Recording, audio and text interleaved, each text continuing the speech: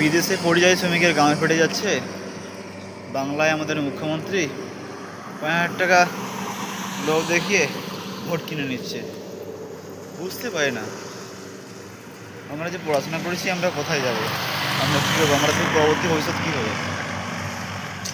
কী হচ্ছে এটা কি? ভগবান তুমি তো কিছু করো, ভালো মন্দ তো তুমিই জানো সব কিছু, কেন ঠিক করছো না?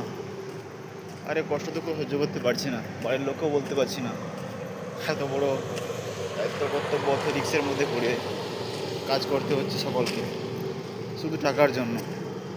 আজ টাকার সংখ্যাটা এত পরিমাণ বাড়িয়ে দিয়েছে ওরাই, যারা আজ বড় বড় গদিতে বসে আছে, তাদেরকে বলে বোঝাবো? সবই তো নিজের নিজের কথাই ভাবে, বাইরে যে আরও কিছু মানুষ আছে যে কোথায় কেউ ভাবে না।